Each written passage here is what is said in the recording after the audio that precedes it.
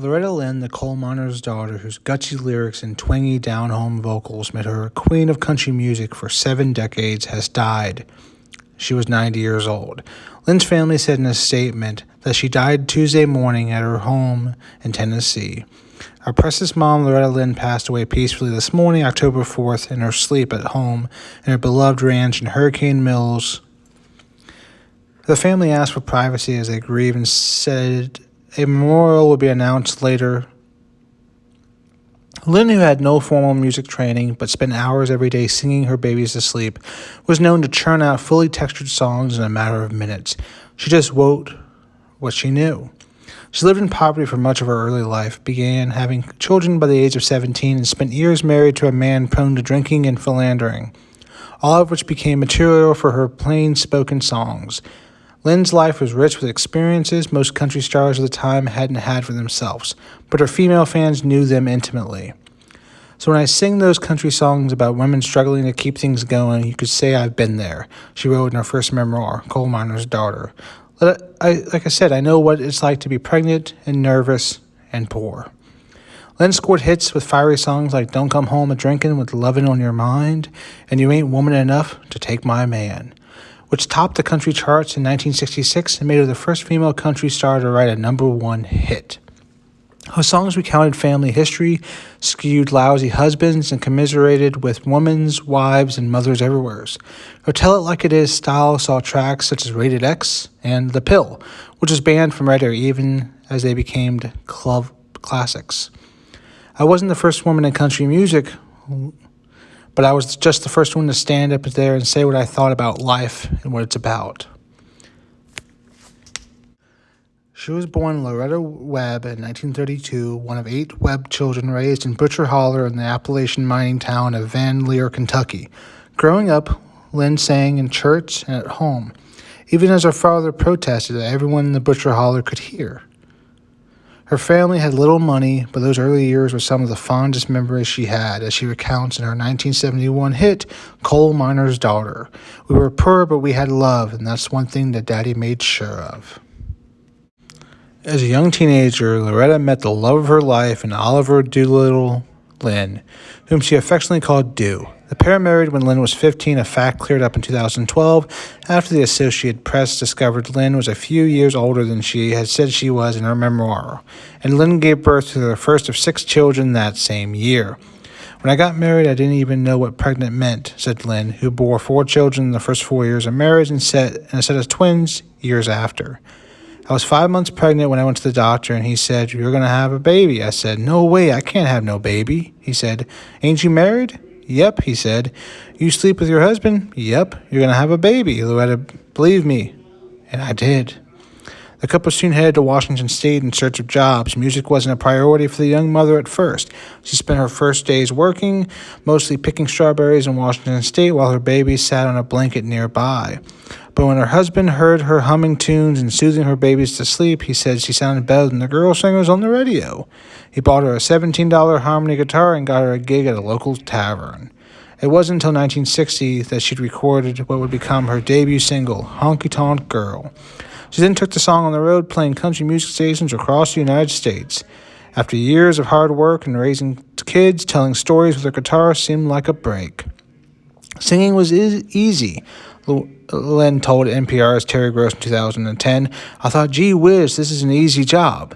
The success of her first single landed Lynn on the stage of the Grand Ole Opry in Nashville and soon a contract with Decca Records. She quickly befriended country star Patsy Cline, who guided her through the fame and fashion of country stardom into her shocking death in a plane crash in 1963. Cline was my only girlfriend at the time. She took me under her wing, and when I lost her, it was something else. I still miss her to this day, Lynn told the Denver Post in 2009. I wrote, "You ain't woman enough to take my man," and said, Loretta, that's a damn hit. It shocked me because you don't expect somebody like Patsy Cline to tell you that you have a hit. Right after she passed, I put the record out, and it was a hit. Lynn's struggle and success became the stuff of legend, an oft-repeated story of youth, novelty, and poverty. From Fist City to You're Looking at Country, Lynn always sang from the heart, whether she was telling off a woman interested in do or honoring her Appalachian roots, but her music was far from conventional. She wrangled the conservative country establishment with songs like Rated X about the stigma fun-loving women face after divorce, and The Pill, in which women toast her newfound freedom that thanks to birth control.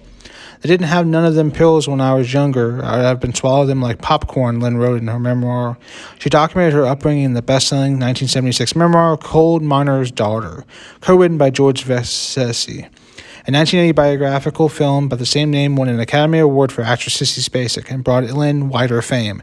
Lynn's success also helped launch the music careers of her sisters Peggy Sue Wright and Crystal Gale. Lynn's legend faced questions in 2012 when the Associated Press reported that in census records, a birth certificate, and marriage license, Lynn was 3 years older than what most biographies stated. It didn't mar Lynn's success, but it did make the oft-repeated tales of her teen marriage and motherhood less extreme. I never thought about being a role model, Lynn told the San Antonio Express News in 2010. I wrote from life, how things were in my life. I never could understand why others didn't write down what they knew. Lynn always credited her husband with giving her the confidence, the first step on the stage as a young performer. She also spoke in interviews and in her music about the pain he caused her over their nearly 50 years of marriage. Doolittle Lynn died in 1996 after years of complications from heart problems and diabetes. In her 2002 memoir, Still Woman Enough, Lynn wrote that he was an alcoholic who cheated on her and beat her and she even hit him back. She stayed with him until his death and told NPR in 2010 that he's in there somewhere in every song she wrote. We fought one day and we'd love the next, so I mean to tell me there's a good relationship, she told NPR. If you can't fight, if you can't tell each other what you think, why you're in a relationship isn't much of anything. Lynn won numerous awards throughout her career, including 3 Grammys and many honors from the Academy of Country Music. She earned Grammys for her 1971 duet with Conway Twitty, After the Fire Is Gone, and for the 2004 album Van Lear Rose, a collaboration with Jack Wright of the White Stripes that introduced her to a new generation of fans. She was inducted into the Country Music Hall of Fame in 1988, and her song Coal Miner's Daughter was inducted into the Grammy Hall of Fame in 1998.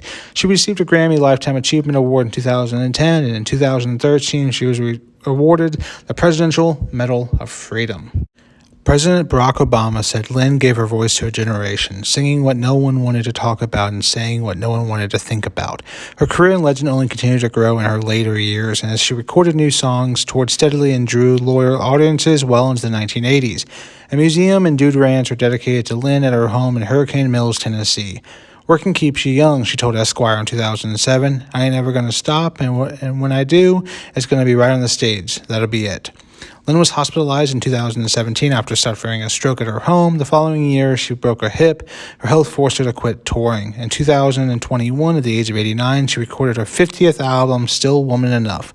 The title song, which she sang alongside successors Carrie Underwood and Reba McEntire, sounded like a mission statement that captures the ethos of her career. I'm still woman enough, still got what it takes inside. I know how to love, lose, and survive. I ain't much, I ain't seen, I ain't tried. I've never been knocked down, but never been knocked out of the fight. I'm strong, but I'm tender, wise, but I'm tough. And let me tell you, when it comes to love, I'm still woman enough. Rest in peace, Loretta Lynn. If you liked this video, please make sure to share it so that other people know about the tremendous, amazing life that Loretta Lynn lived. As always, you can look for the history in film. Please subscribe to the channel if you haven't done so for more historical filming locations, haunted locations, true crime locations, famous graves, historical locations, and so much more. Theme parks as well. See you guys in the next video. Have a great day, everyone.